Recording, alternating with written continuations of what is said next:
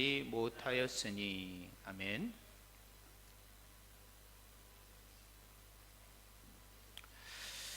오늘은 구약 설교의 32번째 말씀을 가지고 솔로몬에 관한 이야기를 좀 하려고 합니다.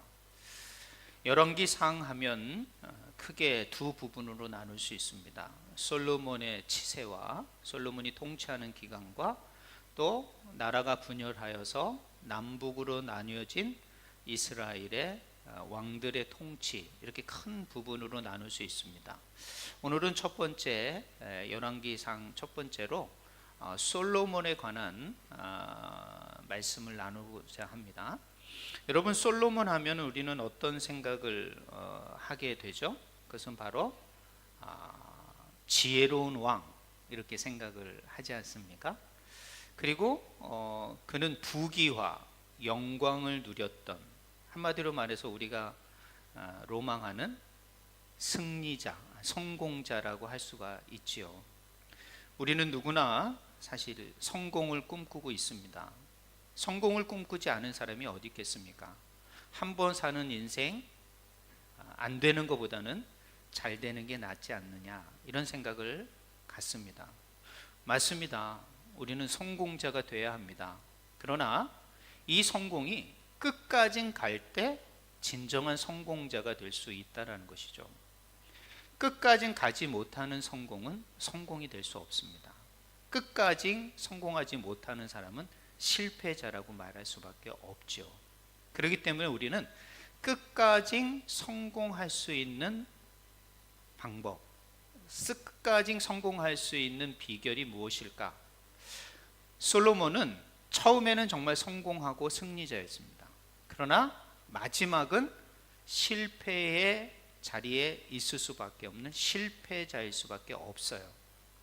그럼 도대체 이런 놀라운 성공을 한 사람이 이 마지막에 끝없는 실패자가 될 수밖에 없었던 이유, 그것은 바로 오늘 말씀의 제목인 마음을 끝까지 지키지 못했기 때문에 그렇다는 거예요.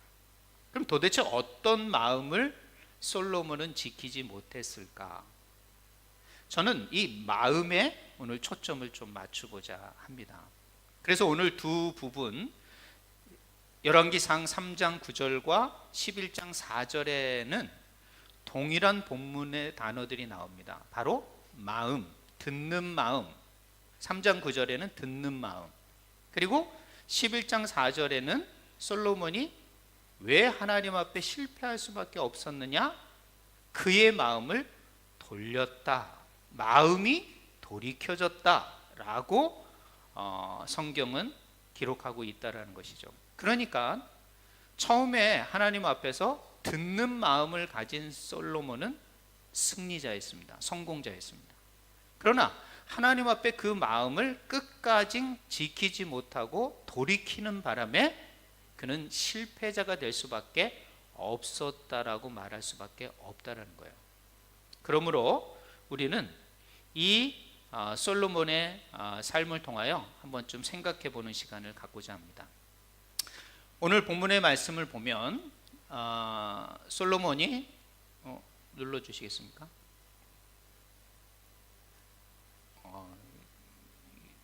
이게 글씨가 이렇게 잘 안 됐네요. 여기 3장 5절에 보면 이렇게 됐습니다. 기브온의 밤에 하나님 앞에 온전하게 예배 드릴 때 1000번 예배를 드리고 하나님이 솔로몬에게 뭐라고 말하면 너는 구하라 라고 말을 했어요. 너는 구하라. 여러분, 우리가 그 램프의 요정 알지 않습니까? 우리 동화 이야기 있지 않습니까? 램프에 이렇게 하면은, 램프에 하면 확 이렇게 나타나 가지고 주인님 소원을 말하십시오. 3가지 소원을 들어드리겠습니다. 이렇게 하잖아요. 그럼 우와 잘 됐다. 이 3가지 소원을 말해야겠다. 먼저 나 돈 좀 많아야겠다. 사람들이 그런 생각을 하지 않습니까? 그리고 또 나 죽지 않아야겠다. 영원한 생명을 나에게 줘라. 그리고 야, 나에게 정말 이쁘고 착한 마누라를 줘라.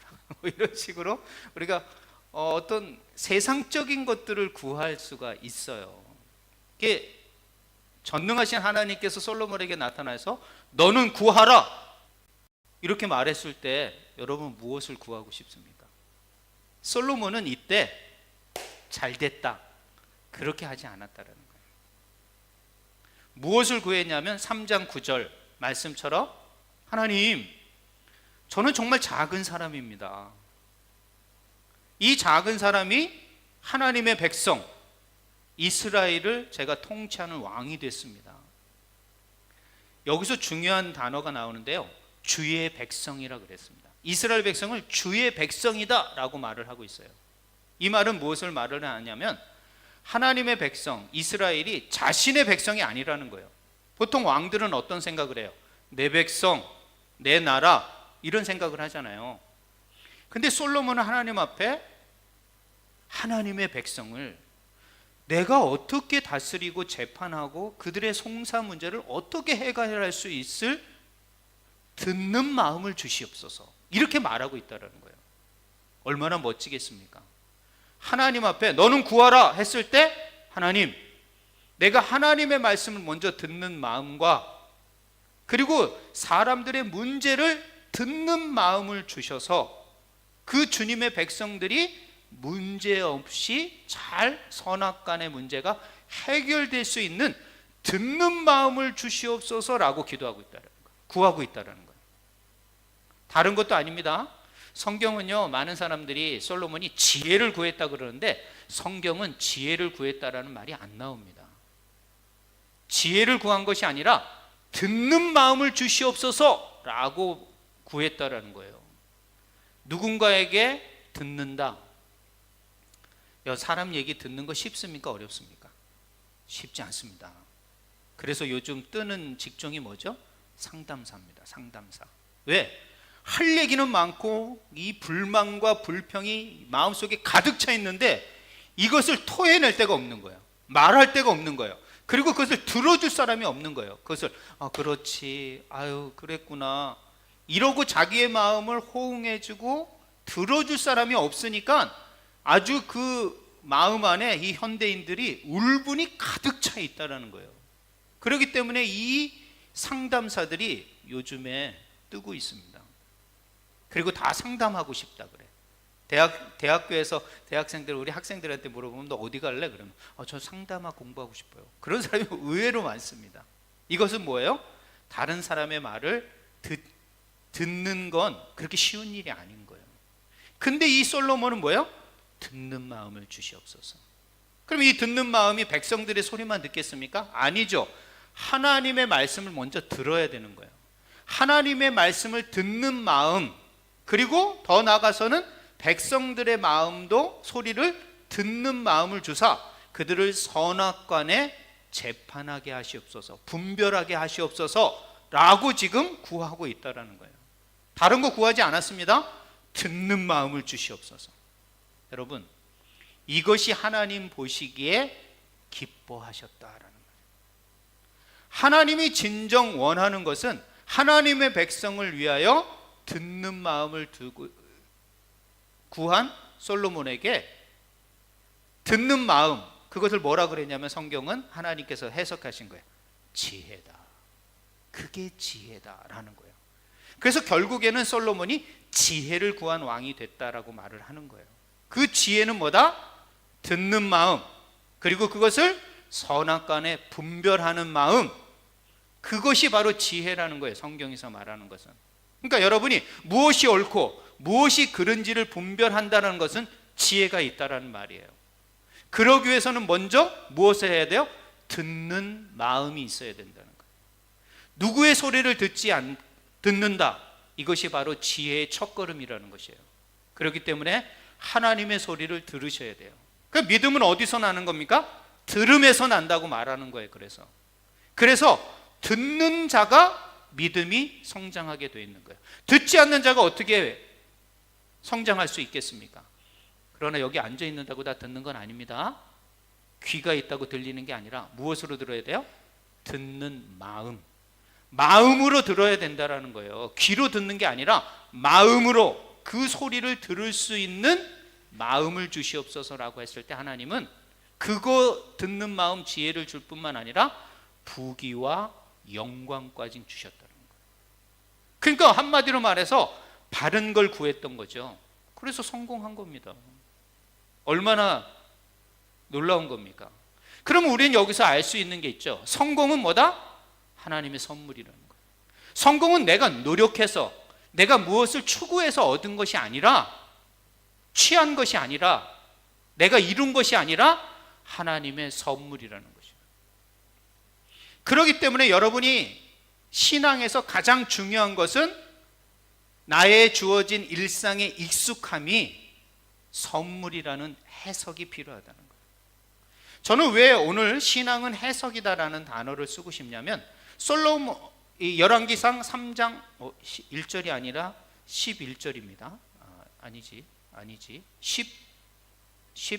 15절입니다. 죄송합니다. 15절을 빠졌는데요. 3장 15절에 이렇게 되어 있습니다. 오늘 본문의 말씀인데요. 솔로몬이 깨어보니 꿈이더라. 하나님께서 주시는 이 놀라운 것이 뭐예요? 꿈이었더라 그래요. 여러분, 이런 꿈은 돼지 꿈도 아니고 개 꿈도 아니고 무슨 꿈이겠습니까? 우리가 꿈이다 생각하면 아유 어쩌다 그냥 이상한 꿈을 하나 내 꿨구나, 그렇게 해석한다면 이것은 솔로몬에게 아마 역사하지 않았을 것입니다. 저는 그래서 신앙은 해석이라는 단어를 쓰고 싶은 거예요. 신앙은요, 우연히 일어나고 일상에 익숙한 것으로 일어난 모든 것들이 하나님의 선물이고 하나님의 은혜이고 하나님이 역사하시는 것으로 해석이 될 때 그것이 내 삶 속에서 역사한다는 거예요. 그대로 드러날 수 있다는 거예요. 근데 이것을 솔로몬이 아이 꿈이었네 하고 해석을 우연히 매일 꾸는 꿈의 한 가지로 해석했다면 그는 듣는 마음, 지혜와 부귀와 영광이 그에게 임하지 않았을 것입니다. 저는 이렇게 해석하고 싶어요. 그런데 솔로몬은 어떻게 해석했어요? 아, 이것은 하나님께서 주신 약속이구나. 이것은 하나님께서 주시는 나의 예언이고 비전이구나. 그래, 나는 하나님께서 나에게 듣는 마음과 지혜를 주셨어. 이 지혜를 가지고 내가 하나님의 백성을 통치하고 이 나라를 다스려 나갈 거야. 이런 해석을 했을 때 그에게 놀라운 지혜가 임하고 놀라운 통치력이 발휘되어 그런 부귀와 영화도 더할 수 있었다는 거예요. 여러분이 일어나는 모든 하루하루의 삶이 과연 어떻게 해석되어지고 있습니까? 오늘 아침에 일어나는 이 호흡이 내가 건강 관리를 잘해서 호흡이 되는 것 같습니까? 천만에요. 하나님의 은혜입니다. 오늘 드려진 이 예배가 여러분이 발걸음을 옮겨서 내가 노력해서 와서 시간을 투자해서 드린 것이라 생각한다면 그건 당연한 것이 됩니다. 그러나 이 모든 것이 하나님의 은혜였구나. 직장에서의 모든 삶들 가운데 일어나는 모든 되어지는 일들, 그것이 잘 되든 못 되든 모든 것들이 순탄하게 흘러가는 것이 당연한 것 같지만 그거 당연한 거 아니라는 거예요. 그것은 하나님의 선물이었더라. 우리의 자녀들이 어제도 일주일 동안 안전하고 신앙으로 느리지만 더디지만 한 걸음 한 걸음 주님을 닮아가는 삶을 사는 것 우연인 것 같습니까? 아니죠. 하나님의 은혜로 해석이 돼야 되는 거예요. 이 모든 것들이 다 하나님의 선물이라고 해석이 될 때 감사가 생기는 거예요. 그리고 감사하면서 하나님 앞에 반응하는 신앙이 성장될 수 있게 되는 거예요. 그러므로 신앙은 저는 해석이라고 봐요. 솔로몬은 이게 꿈이었지만 멋진 해석이었죠. 하나님이 나에게 주셨구나. 너는 구하라. 바른 것을 구했을 때 하나님께서는 그 지혜를 줄 뿐만 아니라 부귀와 영화까지 준 것을 믿고 받은 거 아닙니다. 아직까지 뭐 그거 꿈꿨다고 바로 부귀와 영화가 그에게 임하지 않았습니다. 그러나 그 말씀을 믿고 통치함으로 말미암아 그는 지혜로운 왕이 되었고, 그 결과 세상에서 그 누구보다 놀라운 부귀와 영광을 누렸던 왕이 될 수 있었다는 거예요. 그러므로 신앙은 해석입니다. 이 하나님의 말씀이 나의 말씀으로, 이 일상에 일어나는 모든 것들이 우연이 아니고 당연한 것이 아니고 하나님의 은혜였음을 고백하고 받아들이고 인정하고 감사하는 것. 이런 해석이 있을 때 그 사람에게 그 모든 것들이 현실로 나타나게 될 것입니다. 그러므로 신앙은 해석입니다. 여러분이 하루하루 일어나는 모든 삶들 가운데 신앙적으로 해석하셔야 돼요. 그래야만이 여러분의 신앙도 성장할 수 있습니다. 이건 내가 한 거야, 이건 우연히 일어난 거야 라고 되는 순간 그 신앙은 거기서 멈춰버리고 있는 거예요. 그러므로 신앙을 솔로몬처럼 꿈이었지만 꿈이 현실이 되게끔 해석함으로 말미암아, 믿음으로 말미암아, 감사함으로 말미암아 그런 놀라운 성공자가 될 수 있었다고 저는 보여요. 그런데 오늘 이 3장 이후에 4장부터 10장까지는 솔로몬의 위대한 역사들이 나타납니다. 정말 놀라운 역사죠. 뭐 그냥 그 소문이 얼마나 그 시대에 퍼졌으면 저쪽 아프리카 중남에 있는 아프리카의 스바 여왕이 와서 이게 사실이냐, 세상에 많은 사람들이 와봤겠죠. 이게 사실이냐 하고 아마 확인하러 왔을 거예요. 그러면서 스바 여왕이 뭐라 그럽니까? 정말이구나, 소문보다 더 놀랍구나 라고 지금 성경은 고백합니다. 그런데 이 솔로몬 왕이 몰락합니다. 성경은 이 몰락을 기록하는 게 바로 11장입니다. 왜 이런 몰락이 왔을까? 우리가 읽었던 열왕기상 11장 4절의 말씀이라는 거예요.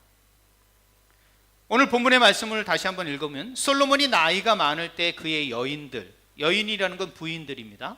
성경에 보니까 그 부인들이 1000명이라고 합니다. 1000명. 여러분 1000명을 관리해야 한다는 거, 한 번에 결혼했겠습니까? 아니죠. 하루에 한 번씩 했을 수도 있고 아니면 1년에 한 번씩 했을 수도 있고, 1년에 한 번은 아닐 것 같아. 한 달에 아니 몇 개월에 한 명씩은 한 것 같아. 그래야지 뭐 한 40년 통치했으니까 저렇게 됐겠죠. 그런데 그 여인들이 그 마음을 돌렸다라는 거예요. 즉 그 여인들의 마음 요구하는 대로 다 따라가게 된 거죠. 그리고 아버지 다윗의 마음과 같지 아니했다라는 마음, 그러니까 마음이 다윗과 같지 아니했다라는 거예요. 그러니까 다윗과 같지 않고 솔로몬은 그 마음에서 돌이켜졌다라는 걸 말하는 거예요. 그럼 도대체 마음이 한 번에 돌려지던가요? 물론 그럴 수 있죠. 에이 저거 끝내야지. 근데 사실 마음으로는 그럴 수 없지 않습니까? 저는 이것이 작은 타협으로 시작됐다라고 보는 거예요.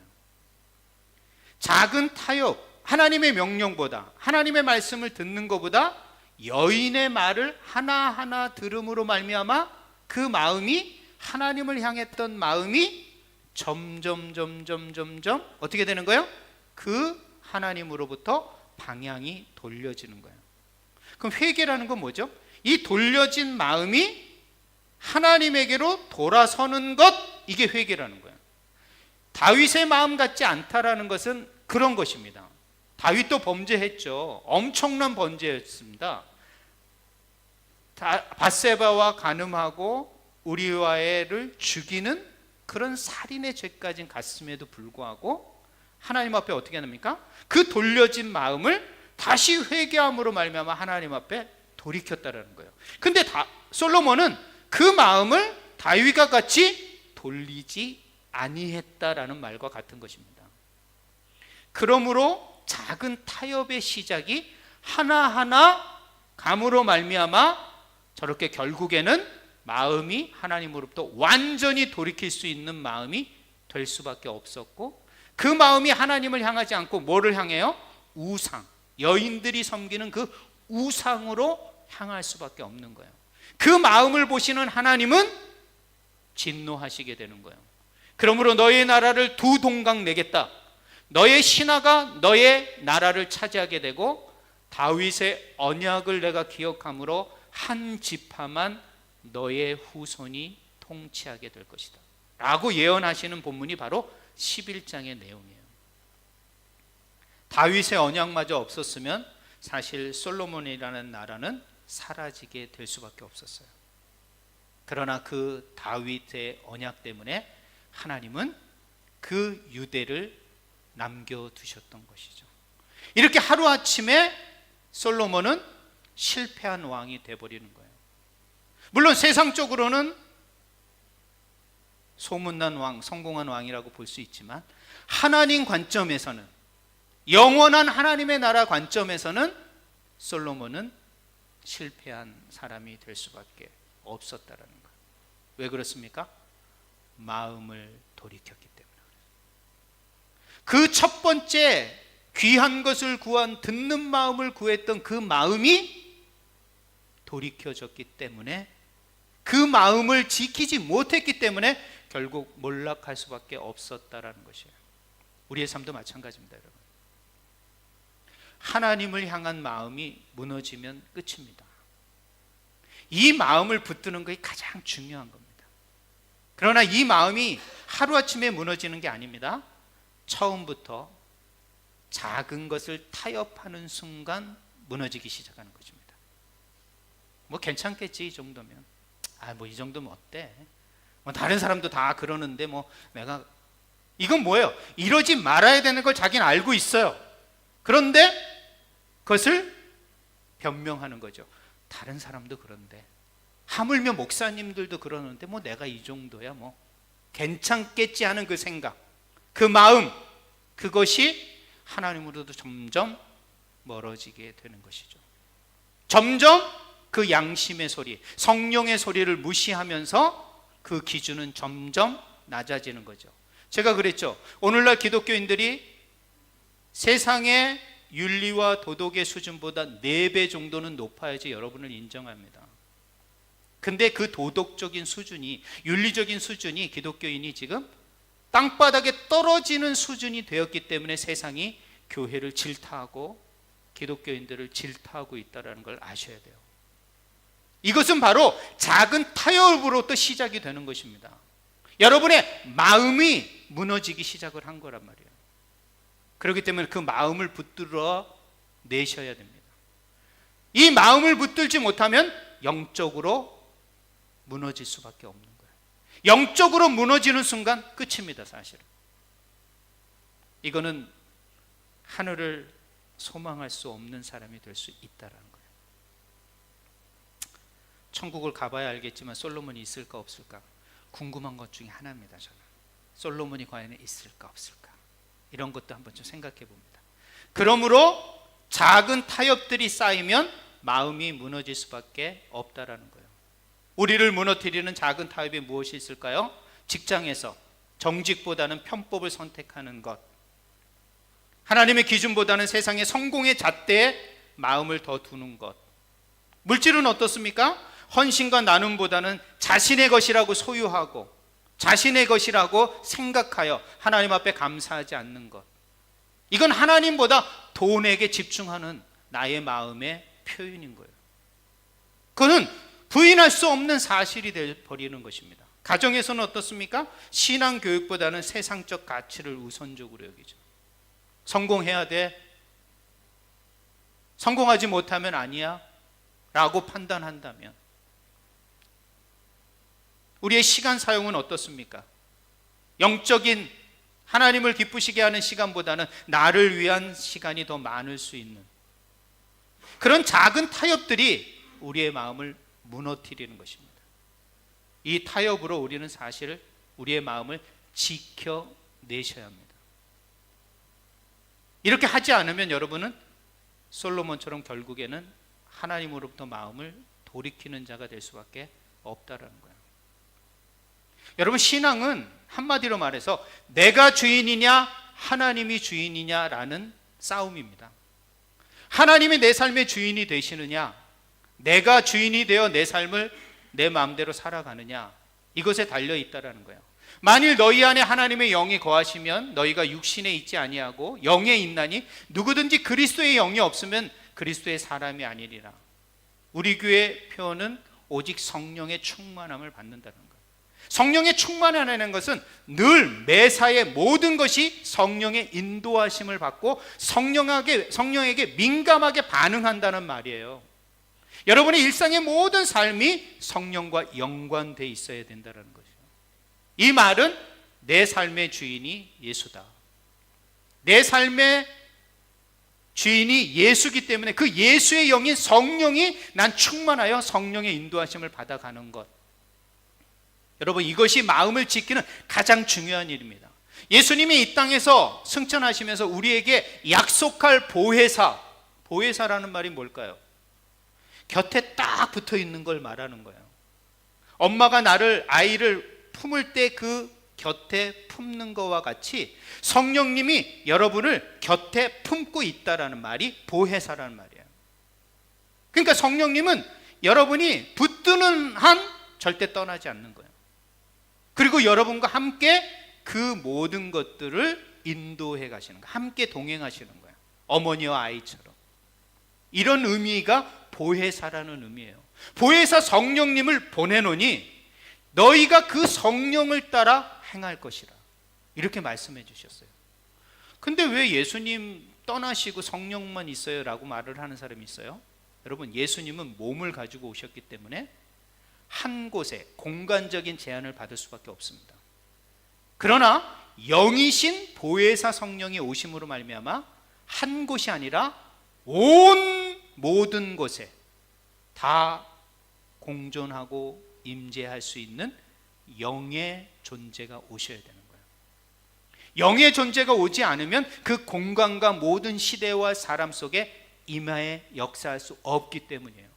그렇기 때문에 예수님께서는 그것을 다 아시기 때문에 나는 가고 나의 영, 그리스도의 영이 오게 될 것이다. 성령이 와야 된다.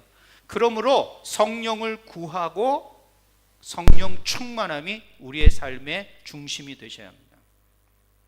그러므로 여러분, 성령을 따라 살아가셔야 돼요. 성령을 따라간다는 것은 성령이 그리스도의 영이기 때문에 예수님이 나의 주인이라는 말씀을 붙드셔야 되는 거예요. 예수님이 나의 주인이십니다. 내 마음을 지켜주십시오. 성령님, 나는 오늘 어떻게 해야 합니까? 성령님, 이것이 주님의 역사이셨군요. 감사합니다. 이런 성령의 세미한 음성을 받아가는 것이 중요한 것입니다. 오늘 10시에 우리 남성교회 성경 공부를 하면서 어떤 한의원 원장님 얘기를 잠깐 했습니다. 또 방송에도 나가니까 이제 실명을 나누는 건 좀 어렵지만 이분이 베트남에 와서 참 많은 수고를 했습니다. 참 처음엔 저희 교회에 오셔가지고 고생도 많이 하셨어요. 그런데 하나님의 은혜 가운데 의사 허가나 면허도 잘 나와서 여기서 잘 진행하고 있습니다. 너무 감사하지 않습니까? 그래서 어느 날 기도했답니다. 하나님, 제가 하나님한테 받은 게 너무 많은데 제가 무엇을 하나님 앞에 좀 감사할 수 있는 게 없을까요? 그런 기도를 했답니다. 그러면서 저에게 연락이 와서 목사님과 선교사님들에게 제가 무료로 진로하겠습니다. 그것도 꽤 될 텐데요. 이거 몇백 명의 선교사가 있습니다. 그랬더니 그래도 제가 할 수 있는 한 제가 섬기고 싶습니다. 그래가지고 제가 광고해가지고 여러분들이 가셨어요. 그런데 생각한 만큼 그렇게 많은 분이 안 오더래요. 그래가지고 하나님 앞에 또 기도했답니다. 하나님, 선교사님들이 부담이 돼서 안 오는 것 같습니다. 좀 제가 그러면 다른 사람들, 베트남 사람들도 섬길 수 있는 어떤 기회나 길을 좀 열어주십시오. 그랬는데 제가 베트남 하노이에 이렇게 관계된 목사님이 허리 아프다 그래서 한번 모시고 갔어요. 근데 그분을 그냥 두 방의 침으로 그냥 싹 낫게 해버리는 거예요. 몇 달 동안 고생했던 허리를. 그래가지고 이분이 너무 신기해가지고 하노이에 이런 사람들 많다고 좀 와서 좀 치료해 달라고.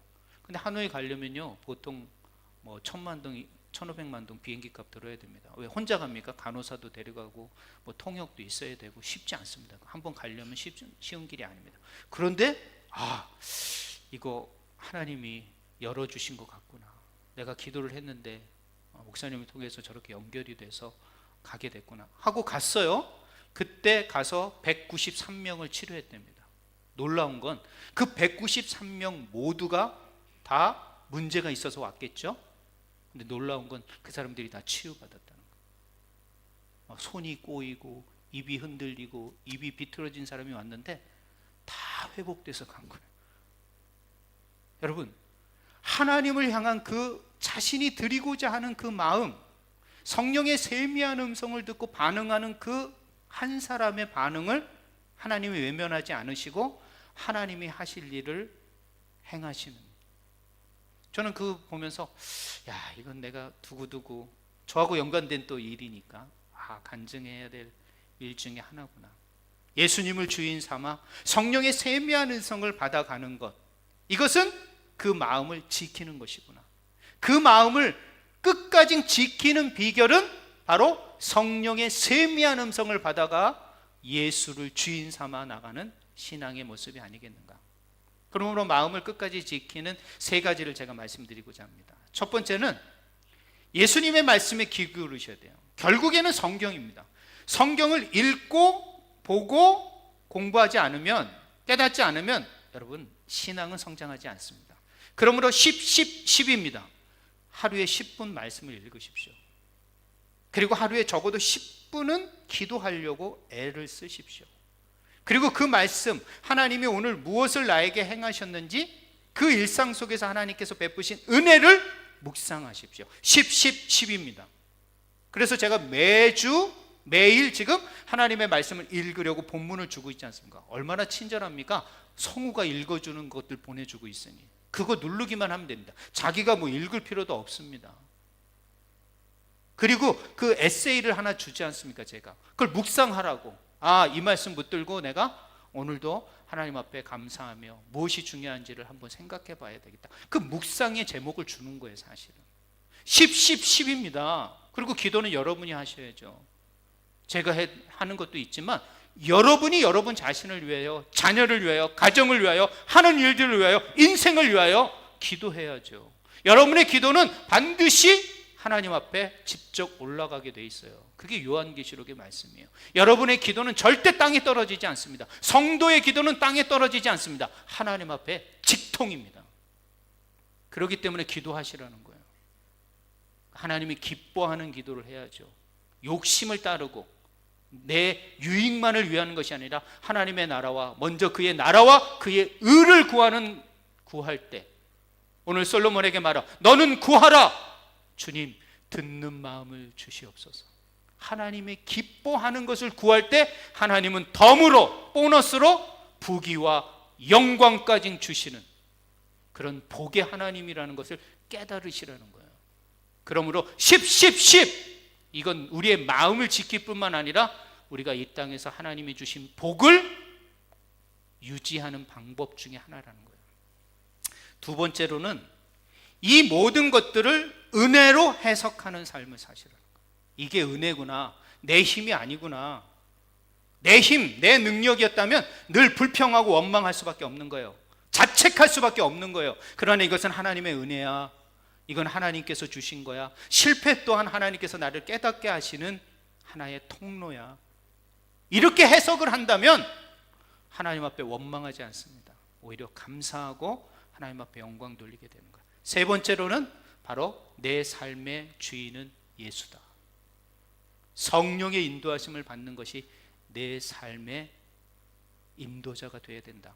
이런 생각으로 뭐든지 성령에게 물어보십시오. 성령님의 말씀하시든 안 하시든지 나는 성령님에게 그냥 늘 귀찮게 물어보겠다 생각하고 물어보셔야 되는 거예요. 그러면 반드시 다른 사람을 통해서든 환경을 통해서든 누구를 통해서든 그 말씀에 답을 주십니다.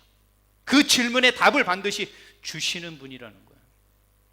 그러므로 여러분, 우리의 마음을 끝까지 지킬 수 있는 방법, 여러분 다 알고 있으리라고 생각합니다. 이것들 일주일 동안 한번 해보세요. 다른 거 못하더라도 10 그리고 해석해 보시라는 거예요. 이것이 그러면서 매일 밤에 마지막에 자기 전에 한번 해석하는 거야. 이런 일이 있었지.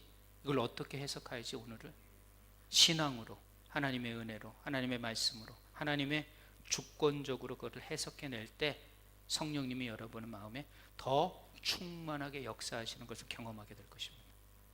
그런 경험이 있을 때 여러분의 신앙은 성장할 수밖에 없는 거예요. 여러분 한번 이거 읽어보겠습니다. 마지막 결단의 기도입니다. 시작. 주님, 제 마음을 지켜주소서. 예수님의 말씀과 복음에 귀 기울이고 주님을 내 인생의 주인으로 모시고 그분의 영이신 성령의 세미한 음성에 민감하게 하소서. 아멘. 마음을 끝까지 지킬 수 있는 것은 바로 예수의 영이신 성령의 세미한 음성을 들어갈 때 우리는 반드시 마지막에 솔로몬처럼 마음을 돌이키는 자가 아니라 마음을 지켜냄으로 말미암아 진정한 승리자로 남게 될 것입니다. 여러분이 그런 승리자가 다 되시는 그런 놀라운 인생을 살아내는 하나님의 사람들 다 되시길 주님의 이름으로 부탁드립니다. 기도하시겠습니다. 하나님 감사합니다. 오늘도 우리의 마음을 붙들어 주신 줄 믿습니다. 오늘 이 예배도 주의 은혜 가운데 참여한 줄 믿습니다. 나의 힘으로 나의 시간을 투자해서 온 것이 아니라 다 주님께서 이 예배를 드릴 수 있도록 모든 환경과 여건과 나의 모든 삶을 주장하여 주신 줄 믿습니다. 하나님 그 은혜로 말미암아 오늘도 하나님 앞에 예배 드립니다. 그리고 주의 말씀이 복음에 마음의 귀를 기울이게 하여 주시옵소서. 또 우리의 인생의 주인이 예수님인 것을 믿습니다. 그리고 그의 보내신 성령의 세미한 음성에 늘 민감하게 반응하여 살아가는 저희들 되게 하여 주시옵소서. 우리의 마음을 끝까지 지켜내어 주님을 향한 이 뜨거운 마음, 이 신실한 마음, 정직한 마음을 지켜내어 우리의 인생이 정말 주님처럼 승리자가 될 수 있도록 주님 앞에 설 수 있도록 주님 인도하여 주시옵소서. 다시 한번 일주일간의 삶도 주님 이 결단으로 살아낼 수 있는 우리 모든 주의 백성들 되기를 소망드리오며 예수님의 이름으로 기도했습니다. 아멘. 이 시간 우리 주한 찬양대의 찬양